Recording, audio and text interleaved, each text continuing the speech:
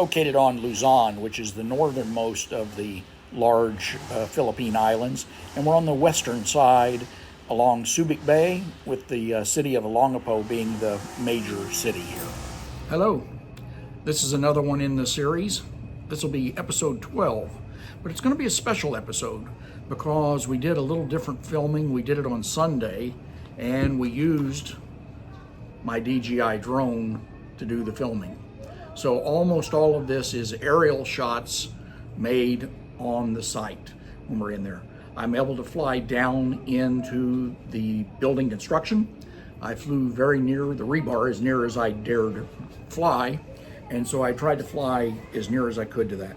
So you could get an idea of a little more technical details of how the site is built, what they do for the construction, what the ties look like in some of those different pieces when we go through and do this. So again, we had a good time on Sunday, went through and did that, and got in just before the a little bit of rain started up. So we're the rainy season here now in the Philippines, so construction has to go on kind of intermixed with the rain when we're working.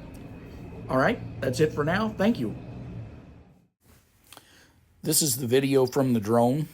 I've got it set up, and it's looking approximately over the back of our houses where the view we will have for most intents and purposes. Beautiful mountains on the backside to the west. If you like these videos, please give me a like button. Let me know. Open to comments, anything that somebody wants to see something different, something I'm not explaining. And if you do subscribe, then I can... you'll follow up and be able to see the additional videos when they're coming. So back to the video. This is our drone shot, and you can see down below is where we had all the tree construction trimmed off and done. And I'm showing here the walls and the structure that goes through. I can get a much better view of it in this vertical mode, flying over the top. So to the left-hand side is Ian and Mel's house, and the right-hand side is myself and Wendy's house. You can see the dividing wall between us, between the homes, and you get a good look at the concrete ties that tie back to the house foundation. There was a lot of question about how does that large wall stay up? How is it stable? How can it be like that? And again, we can do that. You can see in the case on Mel and Ian's, the concrete is already poured, done, and constructed and finished. You can look over on ours and you can see they're started to get ready to pour, and then one section just has rebar and has not been poured at all. This large grid of rebar, this is what Ian and I were talking about if you've been in some of the past videos. It's about 4 foot by 4 foot, and we originally thought it was for like part of the flooring. Instead, it is for the footings of the house itself. So it needs these extremely large footings that are set here and put into place. They'll be buried once they're in place. Right now you can see it in the form of rebar and the vertical column rebar as it's going up into sight.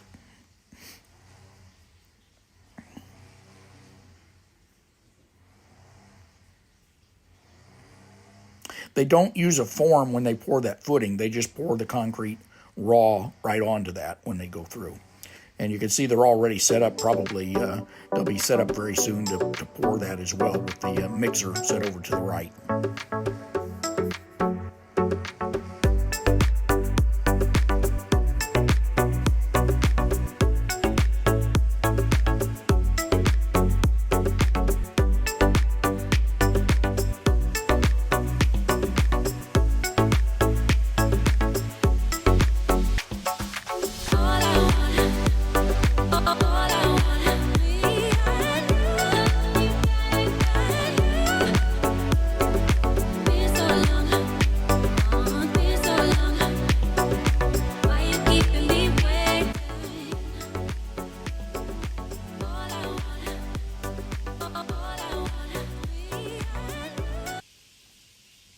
You can see the block and then the vertical columns that are in between the block.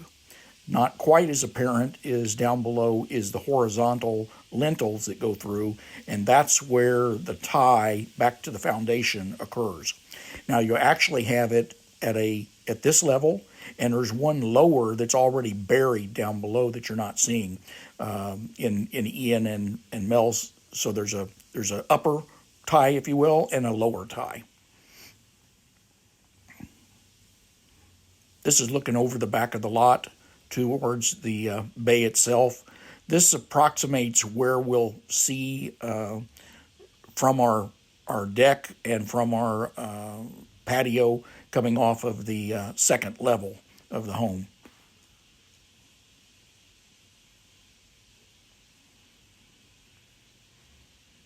This is looking approximately a little bit west-southwest when we're looking off this end.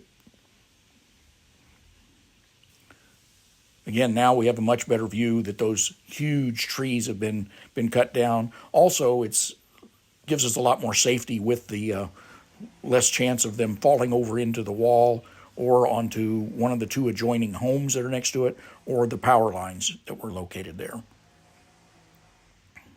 Now I'm going to try and fly down and get down into Ian and Mel's site a little bit. I'm approximating their corner. So this would be their corner view of the deck. This is probably where they get probably the best view. Not looking this way, but looking up.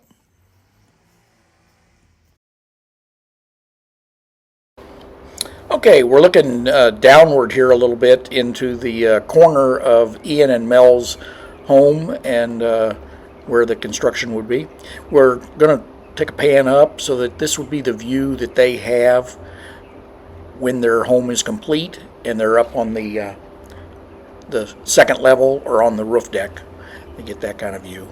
So it's a pretty magnificent view. This is looking roughly west-southwest, so it's not due west, but a little southerly direction. So down the bay, and the mouth of the bay is almost due south from us.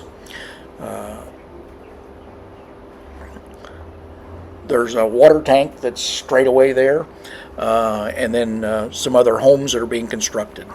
The water tank serves the entire community. It's kind of an ideal spot for it. We're located either on an extremely large hill, as you'd want to call it, or we're located on a small mountain that we're located.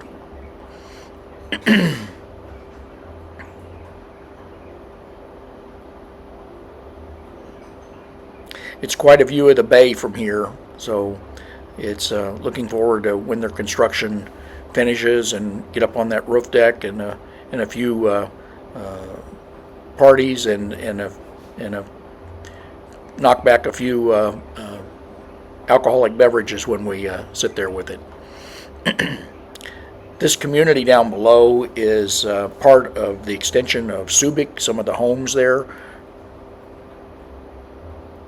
To the left is Barrio Beretta, but we don't see much of that because it's blocked by the water tank in the mountain.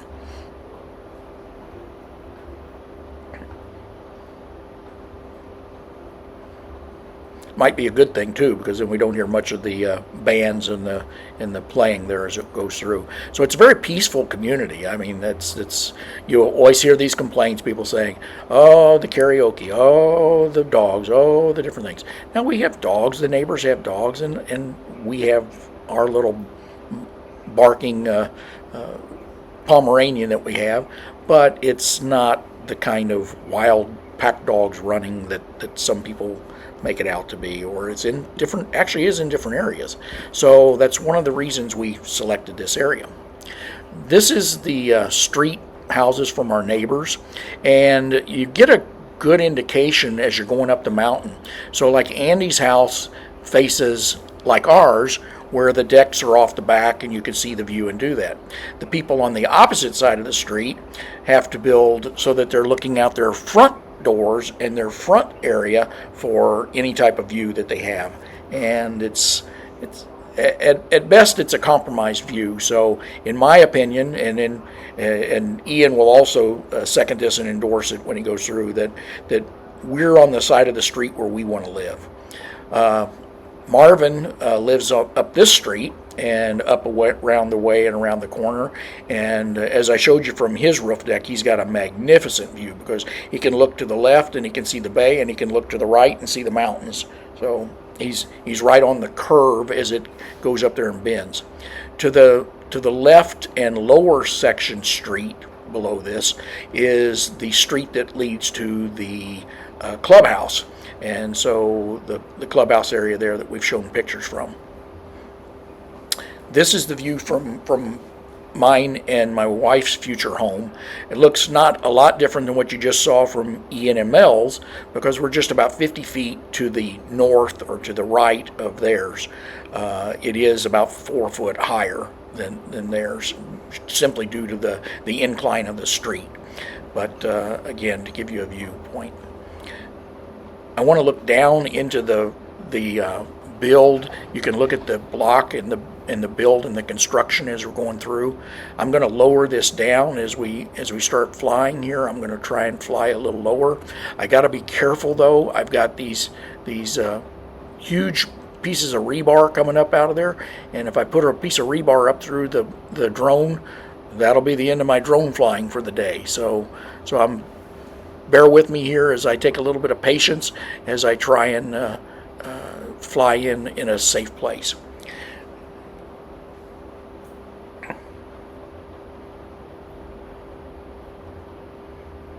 This roadway that you're seeing coming up there comes up from the gates to the community. It is a gated community, maybe a little different than what you're thinking of in the U.S. It's not quite as secure as you'd have, but we do have guards, and they do patrol, and they do watch out for us to go through and do that. So it's definitely not just open to anybody and everybody who could walk around. In the distance here, this one right in the center of the bay here, that's Grand Island. Again, here you can see how houses, the house on the top is on the other street, and it's the back side, and then the other houses here in the front. I have Wendy, myself, and Ian. I'm running out of battery, so the drone's going to fly in here and land. I had it set for the auto home, but because of all these power lines, it won't fly in there, so I'm having to manually fly in. I'm quite proud of myself. I did a pretty good job of getting it in between all those power lines without dropping the drone right onto one of those power lines. That would have been the end of drone flying. So again, I think I did a good job. Pat myself on the back. So we changed out the battery, and we'll start with new videos. Again, I start out with that view. Maybe I just bore you all, but that's the view we paid for, if you will. Why we bought both lots. We actually bought the lots from a woman that was selling them. A local woman here was just selling that, had them as an investment, and she would not sell unless we bought both lots. So we bought both lots, and at first I was thinking, well, that's too much money. I can't have all that invested in it. And then I quickly realized, well, someone else will buy the other lot, and so it turned out to be Ian and Mel buying the lot. And I couldn't ask for a better neighbor. I mean, it's just one of my concerns was I talked to Cindy Wong about, when we were looking at this, is, I was not so much concerned about the price and what the price was, but, the quality of the neighbor, because, this is going to be my neighbor for the next, hopefully until I am long gone, as I'm retired now and staying here permanently. But I couldn't ask for a better neighbor than Ian. He's just been a delight. We just have a great time too, going back and forth. Unless we talk politics, that we've decided we have to leave off the table. Here I'm about ready to land on this pole with the drone, and the drone's giving me indication warnings, so I'll back up here a little bit and get to a little safer area here. We'll turn the orientation here, and I'm orienting now. This is the wall between Ian and Mel and Wendy and myself, and we'll take a shot over here to look at their construction. And here you get a very good look at the the cross member ties as they're tied back to the wall and to the lintel in the wall. The construction is very, very strong. Again, there's loaded with rebar in those when we go through. Typically in the U.S., we might see one or two pieces of rebar, and you can see how many pieces of rebar are in these structures when they go through. Sometimes people complain and talk about and make comments about, Philippine construction and different things. I cannot say enough good things about the footings, the foundations, and all of the things that I've seen. I've seen things much stronger than I had ever seen in U.S. construction. I wasn't in the house building business, but I was a system engineer, so I had a lot to do with different commercial buildings and different things where we went through for a number of years, where I went through. I either had to purchase buildings, reinforce them, and redo them, new buildings built. So again, I've been around construction. Don't claim to be a construction expert, but I was around a lot of it. Again, here you can see the ready for pour, and you might notice that Ian's cross member is tied to the divider wall, and mine is also tied to the divider wall. So in essence, both homes are tied together through the divider wall when they go through to do this. So it makes for an extremely strong, large concrete foundation, all tied together when we're in place.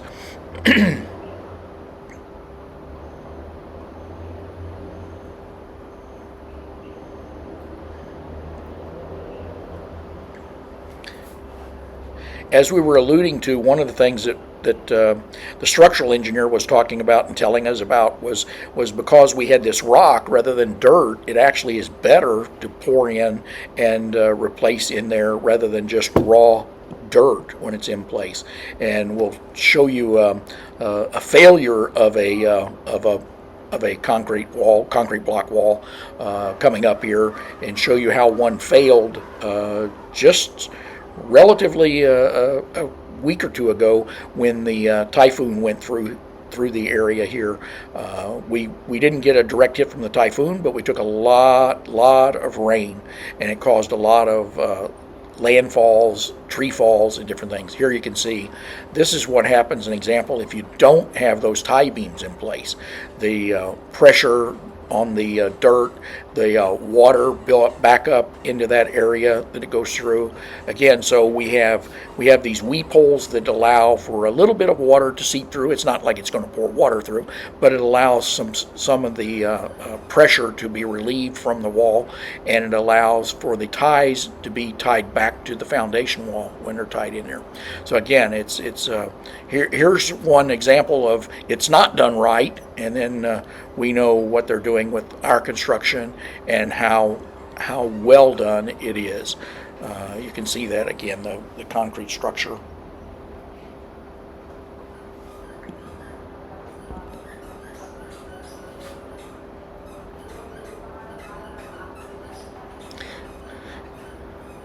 Now these larger rebars that you have here, these are tied to Ian and Mel's house construction. So the house has larger columns than, of course, the fence does. So the fence is a not quite as reinforced a structure, but it's still extremely well reinforced. I'm going to fly off the edge of the lot here a little bit. So I'm going to cover over here a little bit.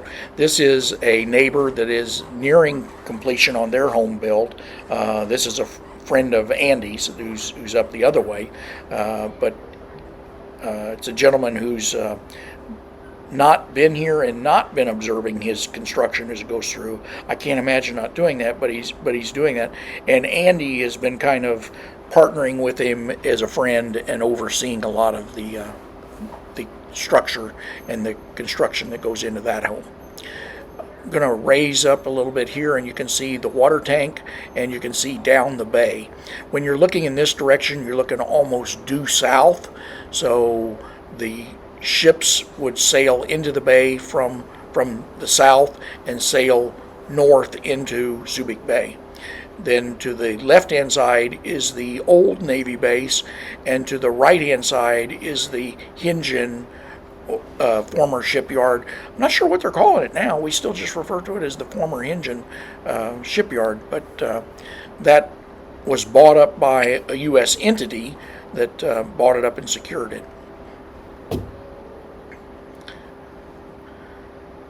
More of the cut trees, and the you can see how big these things are. They're at least 80 foot. Some of those trees in there, they're huge, massive trees. So pleased to have those out of our way and out of our view. It makes it safe for the two houses, the neighbor to the left, neighbor to the right, and also to both of our rear perimeter walls being safe, as well as the power line itself. These trees were right next to a major power line that was running through there as well.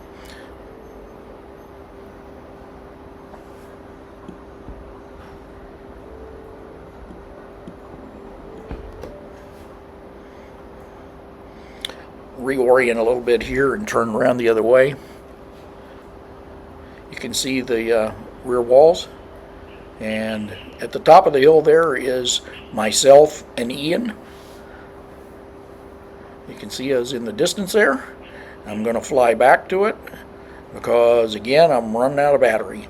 So see how I can negotiate and get between the power lines.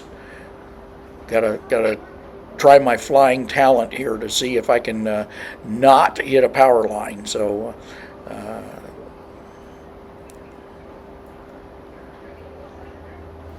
to the right is the loader, and then also the excavator is working on Sunday. So we're kind of surprised. This guy is just there all the time. He's even on lunch break. He sits on his excavator. Sorry, I can't talk. But you can see the construction there and the fill that they're doing, and the backfill that they're doing.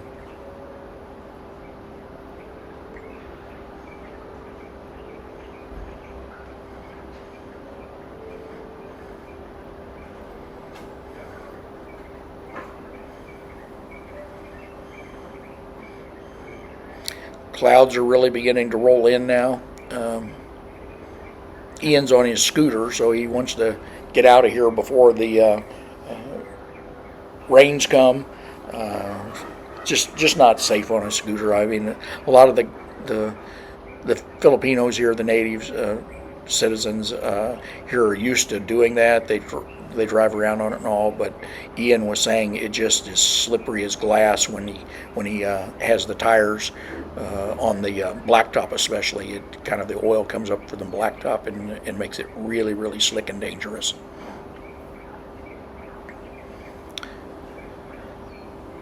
That's Ian's scooter. So let me see if I can negotiate these. Here I'm going between the power lines. Let's see what we can get. Got to set down in between.